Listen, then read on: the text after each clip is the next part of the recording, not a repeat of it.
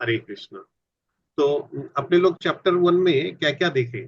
Chapter 1 में हम लोगों ने देखा कि अर्जुन का रथ जो है दोनों सेनाओं के बीच में जाके खड़ा किया गया। उन्होंने बोला, भगवान ले जाके खड़ा कर दिया। अर्जुन देखा सामने में सेनाओं को, तो देखा अपने पितामह को, देखा अपने गुरु को, देखा अपने मामा को देखा, भाइयों को देखा, चाचा को देखा, ताऊ को देखा, मतलब सारे रिश्तेदारों को देखा सामने। तो देखने के बाद अर्जुन के मन में कुछ रिएक्शंस होते हैं। तो अर्जुन के मन में क्या क्या रिएक्शंस होते हैं, बताइए आप लोग, किसको किसको क्या याद है?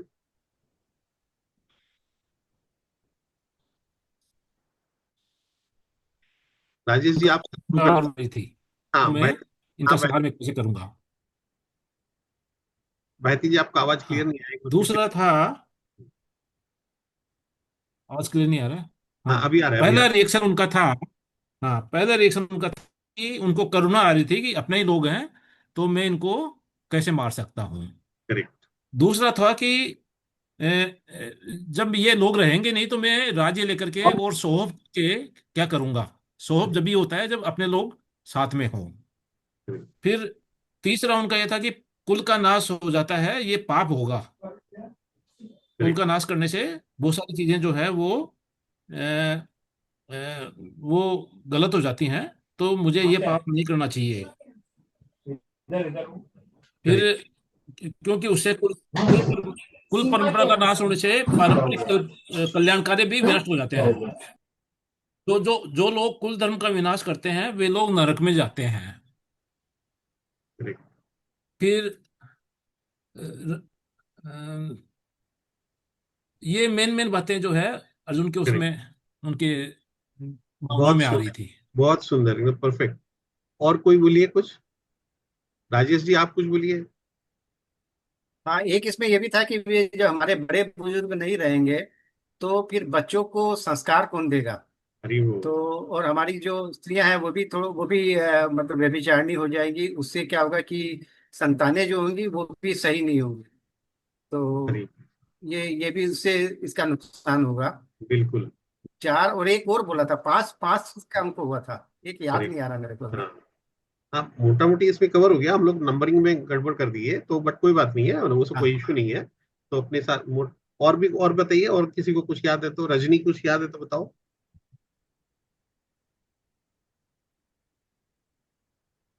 और किसी को कुछ याद है तो यही सब। हाँ। उन्होंने ये हाँ, नरेंद्र जी उन्होंने आप। दुर्योधन आदि जैसे, हाँ हाँ, दुर्योधन आदि जैसे आताइयों को मार करके पाप ही लगेगा, बोला ये आताई हैं तो इनको ये कुल का तो नाश होगा, ये साथ में पाप भी लगेगा, ये आताइयों को मारने में जो है, स्वजनों को मारने में पाप की प्राप्ति होगी। हाँ। और मोहग्रस्त हो गए थे, मूल बात है कि मोहग्रस्त हो गए थे सबको देख करके वो। हाँ, तो देखिए, आतताइयों को मार के पाप होगा ऐसा नहीं, माने वो आतताई है लेकिन फिर भी वो है तो उसके स्वजन। तो चूंकि स्वजन है हाँ तो लग रहा है कि इनको सबको मार के मैं तो कितना बड़ा पाप का भागी बनूंगा। तो मेरे गुरु हाँ, है, पाप का भागी। हाँ मेरे गुरु है, मेरे पितामह है, मेरे ताऊ है, मामा है, चाचा है, इन लोगों को मैं कैसे मार सकता हूँ? इन लोगों को हाँ मारूंगा हाँ तो बहुत बड़ा पाप का भागी मेरे को बनना पड़ेगा। और हाँ। राजेश जी ने बताया कि भाई, अगर सारे पुरुष, अगर समाज पुरुष विहीन हो जाएगा, सब लोग अगर मारे जाएंगे, तो पुरुष विहीन समाज में जो है स्त्रियां पतित होंगी, डाउनफॉल होगा। स्त्रियां पतित हम्म तो अवैध संतानें उत्पन्न होंगी, और अवैध संतानें उत्पन्न होंगी तो पूरा का पूरा जो कुल परंपरा है वो नष्ट हो जाएगा। और हम्म समाज पूरा उसमें अनर्की आ जाएगा समाज में, और उसका पूरा हम्म। दायित्व मेरे ऊपर आ जाएगा। ऐसा करके अर्जुन, हाँ है ना? हाँ। एकदम। हम्म भारती जी ने सारे पॉइंट्स कवर कर लिए थे, जो दो तीन पॉइंट्स छूटे थे वो राजेश जी ने बता दिया, तो सारे पॉइंट्स अपने कवर हो गया। अब नरेंद्र जी आपने बता दिया, तो ये सारे हम्म। कवर हो गए। तो ये सब जो अर्जुन इतना अच्छा अच्छा लॉजिक दे रहा है, मतलब बोलते हैं ना कि एकदम हाईली क्वालिफाइड आदमी नहीं होने से तो ये सब लॉजिक नहीं दे सकता है। साधारण आदमी तो नहीं दे सकता, है ना? हम्म हम्म। इतना सोच में बोलते हैं ना हम लोग कि अरे इतना कौन सोचता है, बस कर दो जो करना है। कौन हाँ इतना, लेकिन अर्जुन इतना सोच पा रहा है, तो इसका मतलब तो हम्म इससे अर्जुन का क्वालिफिकेशन तो दर्शाता है ना कि अर्जुन हम्म। कितना दूरदर्शी था। लेकिन इसके बाद देखिए, अब नेक्स्ट इमीडिएटली क्या हो रहा है, अब भगवान का क्या रिएक्शन। तो हम लोगों ने देखा कि चैप्टर 2 में आ गए हम लोग। चैप्टर 2 में स्टार्टिंग में संजय बोल रहा धृतराष्ट्र को इस तरह से वो अर्जुन कहा, और अब देखिए भगवान क्या बोल, श्री भगवान उवाच। तो मैं नहीं, कोई और पढ़िए, कोई भी पढ़िए आप लोग में से। मैं पढ़ रहा हूँ है। आनंद दीजिए, पढ़िए। कुतः त्वा कसलम कस इदम विस्मय समुपस्थितम अनार्य जुष्टम अस्वर्गयम अकीर्तिकरम अर्जुन। इसको थोड़ा सा इस तरह से पढ़ते हैं। कुतस्त्वा कस्मलम ईदम विषमे सम उपस्थितम अनार्य अनार्य अजु अनार्यजुष्टम स्वर्ग स्वर्ग अस्वर्ग्यम कीर्ति अकीर्तिकरम अर्जुन। इस तरह से श्री भगवान उवाच कुतस्त्वाकस्मलम इदम भीषमे सम उपस्थितम अनार्यजुष्टम स्वर्ग्यम कीर्तिकरम अर्जुन। अब पढ़िए। इसमें 8-8 शब्द अगर एक बार में लेंगे तो ठीक से पढ़ा होगा। 8 शब्द एक बार में लेने चाहिए, मतलब हाँ, करेक्ट। 8 लेटर्स। हाँ, एकदम ठीक बोल। तो और देखिए एक एक वर्ड को जो ना यहाँ पे बताया गया, देखिए तोड़ तोड़ के लिखा गया। श्री भगवान उवाच, भगवान ने कहा। कुत, कहाँ से। त्वा, तुमको, तो तोड़ तोड़ के यहाँ दिखाया गया। तो इसको हम लोग कुत त्वा कस्मलम इदम विषमे सम उपस्थितम अनार्य जुष्टम स्वर्ग्यम कीर्तिकरम अर्जुन। इस तरह से आप पढ़िए। इसका जो बोल्ड वाला अक्षर, बोल्ड अक्षर से जो है उसको पढ़िए, इसका ट्रांसलेशन। हिंदी वाला पढ़े क्या? हाँ, ये जो बोल्ड, काला ब्लैक बोल्ड अक्षर में लिखा हुआ ना, श्री भगवान ने कहा, देखिए। हाँ, श्री भगवान बोले, हे अर्जुन, तुझे इस समय में यह मोह किस हेतु प्राप्त हुआ? क्योंकि न तो यह श्रेष्ठ पुरुषों द्वारा आश्रित है, न स्वर्ग को देने वाला है, और न ही कीर्ति को करने वाला है। ये आप दूसरा कहीं से पढ़ रहे हैं क्या? हाँ, मैं भागवत गीता गीता प्रेस वाली से पढ़ रहा हूँ। अच्छा, ओके ओके। हाँ, तो इसीलिए लैंग्वेज थोड़ा चेंज हो गया, बट एनीवे कोई बात नहीं है। तो देखिए मैं यहाँ से पढ़ता हूँ। ये जो हाँ, स्क्रीन है ना, देखिए स्क्रीन शेयरिंग किया हुआ है, यहाँ से भी पढ़ सकते हैं ये क्योंकि ये ये सब। तो पढ़ने में नहीं आ रहा, बहुत छोटे अक्षर है, पढ़ने में नहीं आ रही। अच्छा अच्छा, कोई बात नहीं है, मैं पढ़ता हूँ, है ना। हम्म। और आपको मैं ये वाला भिजवा भी दूंगा, तो ताकि हम हाँ लोग सब इसको, और भी किसी के पास अगर नहीं हो तो मेरे को बोलेंगे तो मैं भिजवा दूंगा। मेरे हाँ पास भी नहीं है ये वाली। मैं भी हाँ तो मैं, प्रेस वाली से ही करता हूँ। अच्छा हाँ तो मैं भिजवाता हूँ, है ना। तो यहाँ पे देखिए क्या लिखा है, इसका जो हिंदी ट्रांसलेशन है। श्री भगवान ने कहा, हे अर्जुन, तुम्हारे मन में ये कलमश आया कैसे। देखिए, तुम्हारे मन में ये कलमश आया कैसे।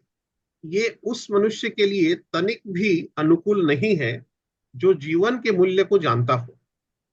इससे उच्च लोक की नहीं अपितु अपयश की प्राप्ति होती। मैं फिर से पढ़ रहा हूँ। हे अर्जुन, तुम्हारे मन में ये कलमश आया कैसे। भगवान क्या बोल रहे हैं अर्जुन को। अर्जुन इतना बहुत अच्छा अच्छा लॉजिक दिया, इतना बोले ना हाईली क्वालिफाइड आदमी की तरह एक से एक लॉजिक दिया, इतना दूरदर्शिता के साथ, इतना डेप्थ में सोच के जाके लॉजिक दिया। अब भगवान बोल रहे हैं कि तुम्हारे मन में ये कलमश आया कैसे। कलमश का मतलब क्या होता है, मालूम मोह है? मोह मोह। कलमश का मतलब एक्चुअली होता है गलत। Contamination, material contamination. तो कॉन्टामिनेशन हम्म होता है ना, फूड में कॉन्टामिनेशन, तो मटेरियल कॉन्टामिनेशन मतलब यहाँ पे जैसे देखिए लिखा हुआ है, कलमश का मतलब होता है गंदगी, अज्ञान। तो हम्म मटेरियल कॉन्टामिनेशन मतलब हम लोग को स्पिरिचुअल लेवल पे जहाँ पे होना चाहिए, जिस लेवल पे नॉलेज के हमको होना चाहिए, उससे नीचे है इसका मतलब अज्ञानता है, मतलब डार्कनेस में है, इसलिए कलमश। तो हम्म तुम्हारे मन में ये कलमश आया कैसे, यानी कि भगवान, अर्जुन इतना अच्छा अच्छा लॉजिक दे रहा है और उसको जब भगवान बोल रहे हैं तो बोले ये कलमश, पूरा अंधकार में तुम डूबे हो, ये कौन सी बातें कर रहे हो। ये उस मनुष्य के लिए तनिक भी अनुकूल नहीं है जो जीवन के मूल्य को जानता है। तो देखिए इसका मतलब जीवन के मूल्य को अर्जुन नहीं समझ रहा है। जबकि अर्जुन क्या बोल रहा है, एक के बाद एक, पहले तो दया दिखा रहा है, करुणा दिखा रहा है, तो क्या करुणा नहीं दिखानी चाहिए। भगवान इसका मतलब ये बोल रहे हैं, बिल्कुल भी ऐसा नहीं है, करुणा तो दिखानी ही चाहिए। अर्जुन करुणा दिखा रहा है, लेकिन किसके ऊपर करुणा दिखा रहा है। जो लोग, जो लोग गलत है उसके। हाँ, जो लोग दुराचारी है, पापी है, जो लोग पूरा अत्याचार कर रहे हैं, धर्म का विनाश कर रहे हैं, धर्म के रास्ते में है, उनके ऊपर वो करुणा दिखा रहा है। तो चाहे वो स्वजन ही क्यों ना हो, लेकिन अगर वो दुराचारी है, अगर वो गलत रास्ते पे चल रहे, धर्म के विरुद्ध जा रहे हैं, भगवान ने सारी कोशिशें कर ली, सारे एफर्ट्स हम लोग लगा लिए, फिर भी जब नहीं उनको रास्ते में ला पा रहे, तब फिर ये अवश्यंभावी हो गया है कि उनको उनका दमन किया जाए। तो ऐसी परिस्थिति की बात कर रहे हैं, तब भगवान बोल रहे हैं कि ये जरूरी है, मतलब तुम क्यों नहीं उनको मारोगे, एकदम मारना ही चाहिए। तो बहुत लोग क्या है कि देखिए, जो लोग पॉजिटिव वे में नहीं लेना चाहते भगवत गीता को, तो ऐसे लोग लॉजिक देते हैं कि कृष्ण जो है पूरा प्रोवोक करके अर्जुन को और पूरा महाभारत का युद्ध करवाया। ऐसा बहुत लोगों का लॉजिक आता है। ऐसे बहुत लोग देते लॉजिक, अरे कृष्ण इतना बड़ा महाभारत का युद्ध है, इतने लोग मारे गए, सारे के लिए तो कृष्ण रिस्पॉन्सिबल है, उसने प्रोवोक किया सारे युद्ध के लिए। जबकि आप अगर इसके बैकग्राउंड में जाएंगे तो युद्ध के लिए पांडव लोग एकदम एक्साइटेड थे, लेकिन भगवान लास्ट तक उनको रोकते रहे, उनको बोले नहीं, बिल्कुल भी नहीं, युद्ध बिल्कुल भी नहीं करना चाहिए। लेकिन जब सारे एफर्ट्स फेल हो गए, सब तरह से कोशिश करके जब सब बेकार हो गया, देखे कि ये नहीं मान रहा है, तब जाके भगवान युद्ध करने के लिए बोले। ऐसा नहीं है कि अर्जुन भगवान प्रोवोक करके युद्ध करवाए, और यहाँ पे युद्ध भूमि में खड़े हैं, और वहां खड़े होने के बाद अर्जुन जब इस तरह से उसको विषाद योग होता है, अर्जुन के मन में विषाद उत्पन्न होता है, उसके बाद भगवान ये बात बोले। तो ऐसा नहीं है कि कृष्ण ने इसको प्रोवोक करके करवाए। और भगवान तो अभी आगे चलेंगे, हम लोग पढ़ेंगे, भगवान तो खुद ही बोल रहे हैं, तीसरा चैप्टर में पढ़ेंगे, यदा यदा ही धर्मस्य ग्लानिर्भवति भारत अभ्युत्थानम अधर्मस्य तदात्मानं सृजाम्यहम् परित्राणाय साधूनां दुराचाय दुष्कृता धर्म संस्थापनार्थाय संभवामि युगे। तो दुष्टों का एक वध करने के लिए और भक्तों का उद्धार करने के लिए मेरे को युग युग में आना पड़ेगा। भगवान में यदा यदा ही धर्मस्य ग्लानिर्भवति भारत, जब जब धर्म की हानि होती है तब तब मेरे को आना पड़ा।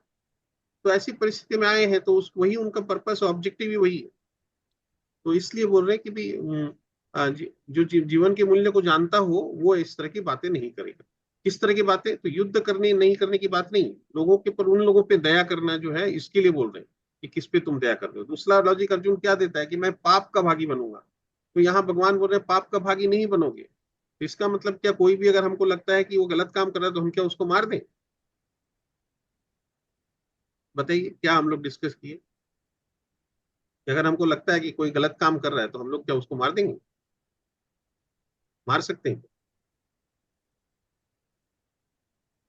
ऐसा परमिशन नहीं है। पर अगर मार देंगे तो पुलिस तो आके सबसे पहले अरेस्ट करेगा, और जज तो हमको क्या बोलते हैं, आजीवन कारावास की सजा सुना देगा। तो हमारे लॉ में ऐसा परमिशन नहीं है। तो जो हमारा लॉ है वो भी तो इसको लेके ही चल रहा है। तो ऐसा परमिशन नहीं है, हमारे पास में वो अधिकार नहीं है कि हम मार दें। तो यानी कि सजा देने का अधिकार किसको है? और अभी राजा को। हाँ, आज मान लीजिए पहलगांव में अटैक हुआ और उसके बाद युद्ध शुरू हो गया, और सरकार ने ऑर्डर दिया कि भाई युद्ध करना है, मिसाइल भी दागना है और जाके उनको मारना भी है। तो वहां पे वो लोग जो गोली चला रहे, सामने वाले को मार रहे हैं, तो क्या उनको कारावास होगा क्या? उनको क्या नहीं करेगा क्या पुलिस? तो नहीं, वो ला लोग डिफेंस कर रहे हैं। डिपेंड कर रहे। तो वो जब युद्ध का स्थिति पैदा हो गया है और उनको ऑर्डर दिया गया है, तो वो भी एक पर्पस से ऑर्डर दिया गया है, एक ऑब्जेक्टिव है उसके उसके लिए उसको ऑर्डर दिया गया है। और उस समय उसमें भी वो किसको मारेगा? ये थोड़ी ना कि उसके बगल में पड़ोसी से भी उसका झगड़ा है तो उसको भी मार देगा।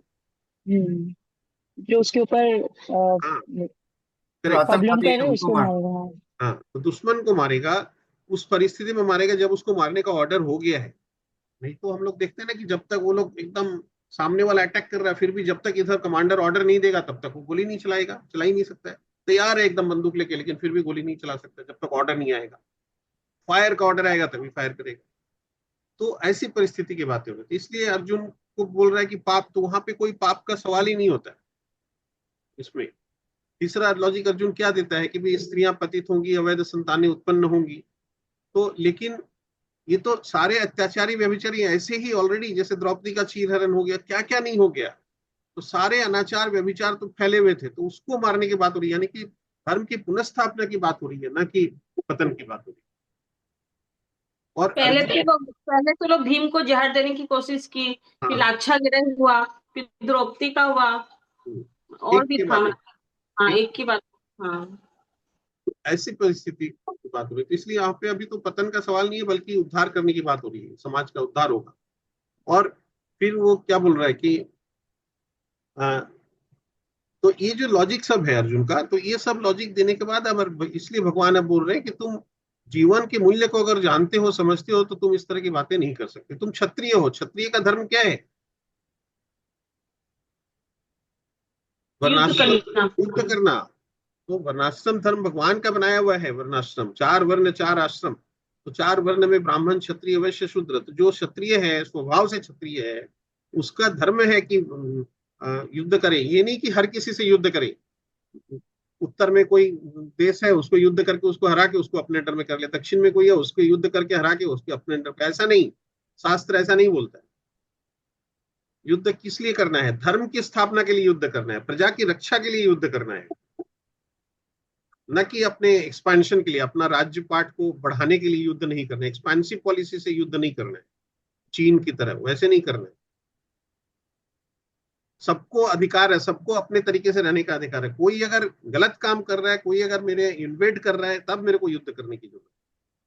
तो ऐसी परिस्थिति में यहाँ पे चूंकि अर्जुन को डिप्राइव किया गया, पांडवों को डिप्राइव किया गया, कौरव लोग एनर्की फैला रहे हैं, ऐसी परिस्थिति में युद्ध करने की बात आ रही है। तो क्षत्रिय का क्षत्रिय धर्म है इस परिस्थिति में युद्ध करना, इसलिए बोल रहे हैं युद्ध करो। इससे उच्च लोक की नहीं, अपितु अपयश की प्राप्ति होती है। भगवान का देखिए नेक्स्ट सेंटेंस क्या है कि इससे तुम्हारा डेवलपमेंट, प्रोग्रेस नहीं होगा, डाउनफॉल होगा। तो इसका मतलब प्रोग्रेस कब होगा? इसका क्या लॉजिक है इस बात का, बताइए। कि ये जो वर्णाश्रम धर्म है, इसमें ये जो चार वर्ण में विभाजित किया गया समाज में, भगवान को बनाया है, तो उसको हमको फॉलो करना पड़ेगा। अगर हम उसको फॉलो करेंगे, वो बनाया है, भगवान बोले कि ये भी मैंने इसलिए बनाया ताकि तुम मुझ तक पहुंच सको। तो एक डिसिप्लिन बनाया भगवान ने। इस डिसिप्लिन को अगर हम फॉलो करेंगे तो स्टेप बाय स्टेप, धीरे धीरे हमारा प्रोग्रेस होगा और हम भगवान तक पहुंचेंगे उसमें भी। तो इसीलिए बोल रहे हैं कि इसमें डेवलपमेंट होगा, प्रोग्रेस होगा। लेकिन उसको, उस सिस्टम को अगर हम डिफीट करेंगे, अगर हम उसको नहीं फॉलो करेंगे, तो डाउनफॉल होगा। तो यानी कि हमको अगर अगर हम वैश्य हैं तो हमको वैश्य की तरह कार्य करना चाहिए। हम अगर शूद्र हैं तो हमको शूद्र की तरह कार्य करना चाहिए। हम अगर ब्राह्मण वर्ण में है तो ब्राह्मण की तरह कार्य करना चाहिए। आज की तारीख में क्या सिस्टम हो रखा है? न ब्राह्मण अपने कार्य ठीक से कर रहा है, न क्षत्रिय अपने कार्य ठीक से कर रहा है, न वैश्य अपने कार्य ठीक से कर रहा है, न शूद्र अपने कार्य ठीक से। देखिए, अब हम लोग तात्पर्य में थोड़ा पढ़ते हैं, तो उसके बाद डिस्कशन करेंगे तो और अच्छा रहेगा। तो कौन पढ़ेगा? कोई बाईतीस आप पढ़ रहे थे ना? कौन पढ़ रहे थे? नरेंद्र जी आप पढ़ रहे थे ना? अच्छा, आपके पास ये बुक नहीं है ना? हाँ हाँ। मैं पढ़ूं? हाँ, पढ़िए पढ़िए। तात्पर्य।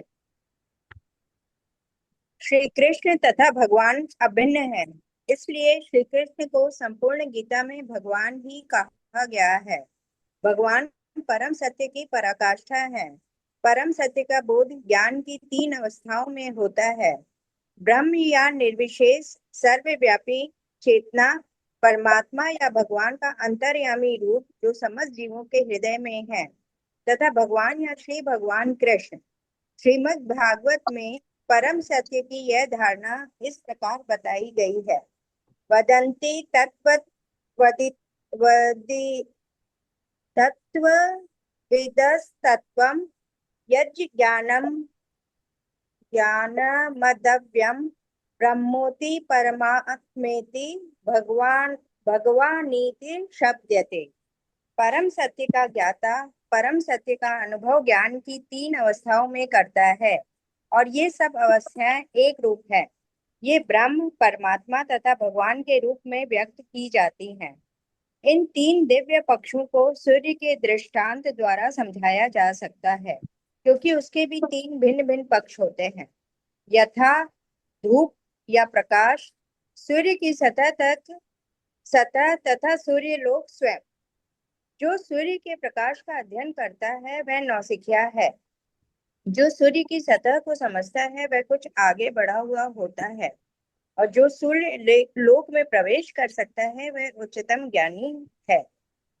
जो नौसिखिया सूर्य प्रकाश उसकी विश्व व्याप्ति तथा उसके निर्विशेष प्रकृति के अखंड तेज के ज्ञान से ही तुष्ट हो जाता है, वह उस व्यक्ति के समान है जो परम सत्य के ब्रह्म रूप को ही समझ सकता है। जो व्यक्ति कुछ अधिक जानकार है वह सूर्य गोले के विषय में जान सकता है, जिसकी तुलना परम सत्य के परमात्मा स्वरूप से की जाती है।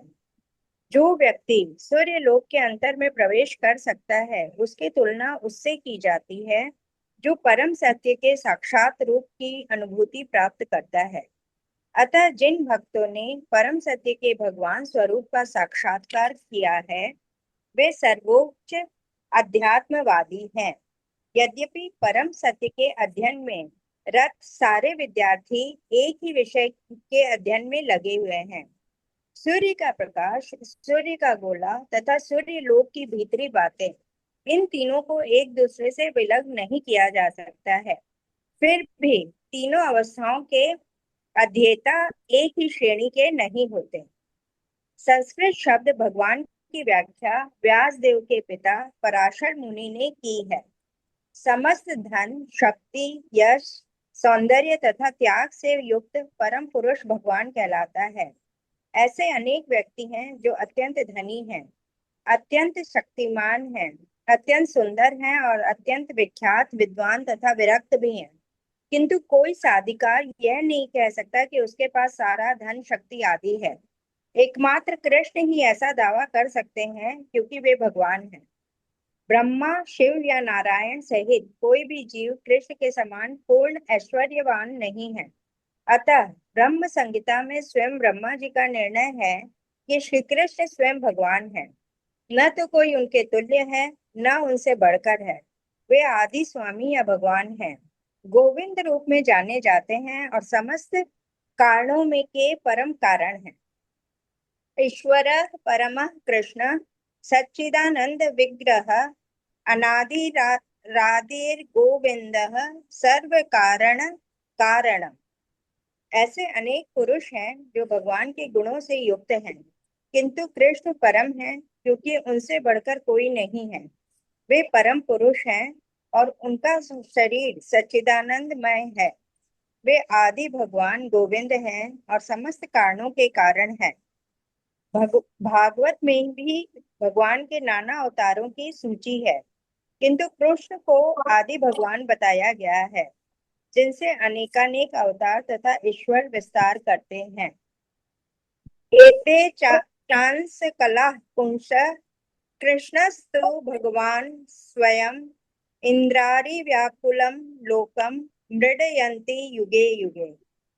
यहाँ पर वर्णित सारे अवतारों की सूचियां या तो भगवान की अंश कलाओं अथवा पूर्ण कलाओं की है, किंतु कृष्ण तो स्वयं भगवान है। अतः कृष्ण आदि भगवान, परम सत्य परमात्मा तथा निर्विशेष ब्रह्म दोनों के उद्गम हैं।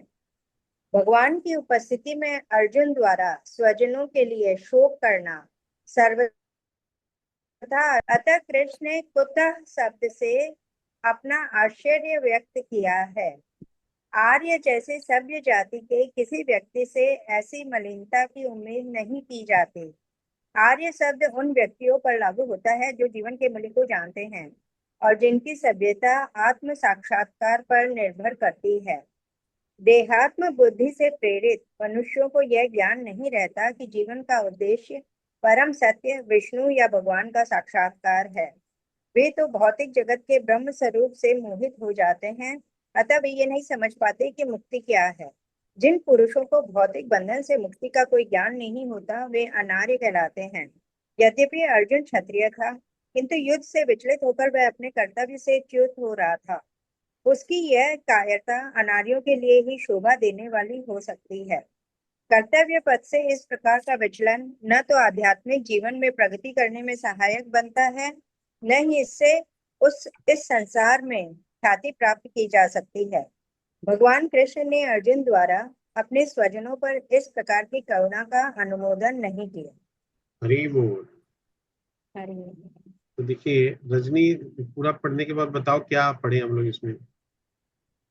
इसमें भगवान के बारे में बतलाया गया है कि श्री कृष्ण जो हैं वो वो स्वयं भगवान हैं। उनको मतलब जब अर्जुन अर्जुन युद्ध की भूमि में युद्ध नहीं करना चाह रहे थे, आर्य का धर्म है कि वो अपने धर्म का पालन करें, किंतु अर्जुन अपने धर्म का पालन नहीं कर रहे थे। तो कृष्ण जी को उनके ऊपर एक तरह से गुस्सा आ रहा था कि भाई ये तो अपने धर्म के विमुख, मतलब वो तो आर्य कहलाने के लायक ही नहीं है। जो जो अपने धर्म का पालन नहीं करते हैं वो अनार्य है। और विष्णु विष्णु भगवान जी ने भी श्री कृष्ण को हर तरह का ज्ञान था। सूर्य के बारे में कहा गया है, जैसे जैसे जैसे हम लोग सूर्य की मतलब बहुत अच्छे से मेरे को नहीं समझ में आया है, लेकिन आप समझाइए इसको कि सूर्य के 3 तरह के रूप है। मतलब एक जैसे हम लोग जैसे जैसे किसी भी चीज में अंदर घुसते जाते हैं, वैसे वैसे हमें ज्ञान का प्राप्त होता जाता है। हरी बोल।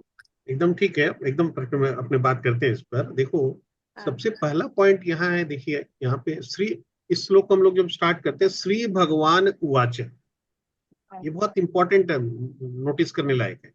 इससे पहले अभी तक हम लोग क्या देखे, स्टार्टिंग में हम लोग देखे धृतराष्ट्र उवाच। पहला श्लोक में क्या था, पहला चैप्टर के पहला श्लोक में धृतराष्ट्र उवाच, तो धृतराष्ट्र बोल रहे हैं, उवाच मतलब बोल रहे हैं, वो धृतराष्ट्र ने कहा। उसके बाद हम लोग क्या देखे, संजय उवाच, मतलब संजय ने कहा, तो संजय बोल रहा है।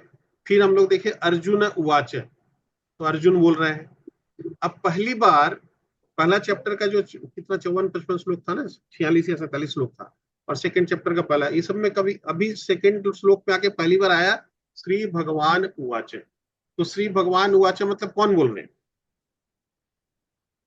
भगवान को भगवान बोल रहे हैं। भगवान इसके लिए तो कृष्ण बोल रहे हैं। श्री यहाँ पे कृष्ण, हाँ। कृष्ण और अर्जुन है, और उधर धृतराष्ट्र और संजय है। तो धृतराष्ट्र बोला, फिर संजय बोला, और फिर संजय कोट कर रहा है कि अर्जुन ऐसा ऐसा बोला।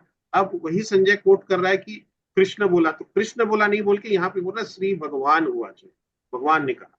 इसलिए प्रभुपाद हमको यहाँ पे क्लियर कर दे रहे हैं कि यहाँ पे श्री भगवान उवाच बोल के संबोधित किसको किया जा रहा है, कृष्ण को। कृष्ण को रेफर किया जा रहा है श्री भगवान बोल के। तो इसलिए यहाँ पे बताया जा रहा है कि इसका मतलब कृष्ण भगवान है, इसीलिए उनको भगवान बोल के संबोधित किया जा रहा है, रेफर किया जा रहा है। तो कृष्ण भगवान है, उसका फिर प्रभुपाद ने क्या किया, जगह जगह से एग्जाम्पल दिया। भगवत गीता में कहाँ पे आगे बोला हुआ है कि कृष्ण भगवान है, भागवतम में कहाँ बोला, बहुत जगह बोला हुआ है। तो ये 2-4 एग्जाम्पल यहाँ पे दिए। और ब्रह्मा जी, ब्रह्म संहिता, जहाँ पे ब्रह्मा जी स्वयं भगवान की स्तुति करते हैं, वहां पे ब्रह्मा जी बोल रहे हैं ईश्वर परम कृष्ण सच्चिदानंद विग्रह अनादिरादि गोविंद सर्व कारण कारणम।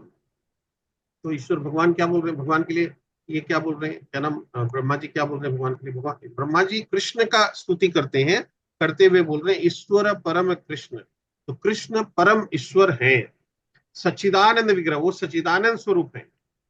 सच्चिदानंद मतलब क्या हुआ है, ये जानना बहुत जरूरी है, बहुत इंपॉर्टेंट है कि सच्चिदानंद शब्द का क्या मतलब है।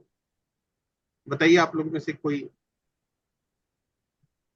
पूरा संपूर्ण, हर तरीका से संपूर्ण। हर तरीके से संपूर्ण, ठीक है। और कोई बताइए। सच्चित सच्चिदानंद, आनंद। हाँ, तो सच्चिदानंद जो है, देखिए सच्चिदानंद 3 शब्द से बना हुआ है, सत, चित और आनंद। सत, चित, आनंद, सच्चिदानंद। सत का मतलब होता है शाश्वत, इटर्नल, परमानेंट, ठीक है ना, सत। चित का मतलब होता है ज्ञान से पूर्ण, फुल ऑफ नॉलेज, चित, पूरी चेतना, पूरी तरह से कंप्लीट, यानी कि कंप्लीट है नॉलेज में। और आनंद मतलब डिवाइन ब्लिश, आनंद मतलब खुशी, आनंद। तो वो भगवान जो है आनंद के आगार है, बोलते हैं ना। तो सच्चिदानंद मतलब सत चित आनंद, मतलब जो सच्चित, सत मतलब शाश्वत है, जो ज्ञान से परिपूर्ण है और जो आनंद से परिपूर्ण है, वो कृष्ण। यहाँ पे ब्रह्मा जी बोल रहे हैं ईश्वर परम कृष्ण, कृष्ण परम ईश्वर है, और वो सच्चिदानंद विग्रह है, यानी कि कृष्ण जो है वो परमानेंट है, इटर्नल है। कृष्ण जो है वो ज्ञान से परिपूर्ण है, कृष्ण जो है आनंद से परिपूर्ण। अनादिरादि गोविंदम, तो वो गोविंद बोल के रेफर कर रहे हैं भगवान को। और अनादिरादि मतलब अनादि काल के भी आदि काल, मतलब आदि पुरुष भगवान। सर्व कारण कारणम, सारे कारणों के कारण, मतलब ही is the root of all causes, सारे चीजों का, सारे सृष्टि के रूट है वो। तो इस तरह से ब्रह्मा जी भगवान को संबोधित करें। तो इसलिए भगवान यहाँ पे प्रभुपाद क्या किया, हम लोग को बता दिए कि श्री भगवान वाच्य क्यों बताया, कि क्योंकि कृष्ण भगवान है इसलिए उनको भगवान बोल के यहाँ रेफर किया गया। और भगवान के साथ में प्रभुपाद यहाँ पे बहुत अच्छा एक थ्योरी बता दी है, शायद इसके बारे में हम लोग आगे भी पढ़ेंगे। यहाँ पे प्रभुपाद ने क्या किया, ये चैतन्य महाप्रभु आप लोग तो जानते ही हैं, चैतन्य महाप्रभु जब आए 550 वर्ष पहले, तो महाप्रभु ने, नरेंद्र जी आप जानते हैं ना, गौड़िया मठ जो है, गौड़िया मठ, गौड़िया संप्रदाय क्या है, चैतन्य महाप्रभु को फॉलो करते हैं। तो महाप्रभु जो है उन्होंने ये एक तत्व हमको दिया, एक फिलॉसफी, एक कॉन्सेप्ट हमको बताया। ये बहुत इंपॉर्टेंट कॉन्सेप्ट है, समझना चाहिए एकदम बारीकी से। और हम लोग तो देखिए मैक्सिमम लोग यहाँ प्रोफेशनल्स हैं, तो हम लोग तो और अच्छा से समझेंगे और समझना ही चाहिए। तो रजनी यहाँ पे क्या बोल रहे हैं, भगवान के बारे में बताया जा रहा है कि भगवान को 3 स्टेजेस में हम लोग जान सकते हैं, 3 स्टेजेस में। तो सबसे प्रिमिटिव स्टेज यानी कि एकदम प्रिलिमिनरी स्टेज में भगवान को अगर हम जानते हैं तो भगवान के 3 रूप हैं, 3 रूप में भगवान को हम जान पाएंगे। तो एक बोलते हैं ब्रह्म रूप भगवान का, दूसरा है भगवान का परमात्मा स्वरूप, और तीसरा है भगवान स्वयं, स्वयं उनका जो स्वरूप है। तो उनका, भगवान का स्वयं का क्या स्वरूप है आप लोग को पता है? भगवान किस रूप में रहते, उनका ओरिजिनल रूप क्या है भगवान का? संदीप जी आप बताइए, संदीप झुंझुनवाला जी, आपको तो पता होगा।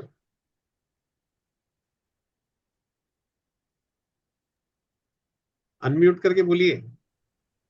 वैकुंठ धाम। हाँ, वैकुंठ धाम वो तो धाम है, और भगवान का जो स्वरूप है वैकुंठ, देखिए वैकुंठ में भी असंख्य वैकुंठ है। तो उसमें से एक वैकुंठ जो सबसे ऊपर है यहाँ से और जो सबसे दूर है, उस वैकुंठ का नाम है गोलोक वृंदावन धाम। और वहां पे भगवान रहते हैं। किस रूप में रहते हैं, उनका ओरिजिनल रूप क्या है? उनका रूप है जो हम लोग कृष्ण का रूप देखते हैं ना, 2 हाथ 2 पांव वाले कृष्ण, चतुर्भुजधारी नहीं, 2 हाथ 2 पांव वाले कृष्ण, मोर मुकुटधारी कृष्ण, जिनके सर पे मुकुट है, मोर मुकुट। कौन सा मुकुट? मोर मुकुट, राजा वाला मुकुट नहीं, द्वारकाधीश कृष्ण नहीं, वासुदेव कृष्ण। गोपियों वाला। हाँ, गोपियों का वाले कृष्ण, करेक्ट, वासुदेव कृष्ण जो वृंदावन में जो रहते हैं कृष्ण, मोर मुकुटधारी, वंशीधारी, उनके हाथ में वंशी है, सुदर्शन चक्र वाले नहीं, वंशीधारी कृष्ण। तो ये उनका ओरिजिनल स्वरूप है भगवान का। तो उस रूप में भगवान रहते हैं गोलोक वृंदावन धाम में। और लेकिन उनका प्रिमिटिव स्टेज जो है उसमें हम लोग भगवान को ब्रह्म के रूप में जानते हैं। ब्रह्म क्या है? ब्रह्म मतलब ये जो निर्विशेष निराकार ब्रह्म, मतलब हम लोग जब बाहर निकलेंगे, छत पे जाएंगे या बाहर जाएंगे, तो क्या दिखेगा हम लोग को? इतना बड़ा आकाश दिखेगा, जमीन दिखेगी, मिट्टी दिखेगी, इतने पहाड़ दिखेंगे, जंगल दिखेंगे, नदी नाले, समुंदर, ये सब जो दिखेंगे, ये जो इतना बड़ा जो भौतिक प्रकृति है, ये विशाल एक्सपेंशन जो है, ये भगवान की शक्ति है। तो इसको बोलते हैं भगवान की एनर्जी है, इसको बोलते हैं प्रकृति, माने निर्विशेष ब्रह्म। ये भी भगवान का स्वरूप है, लेकिन ये निर्विशेष ब्रह्म स्वरूप,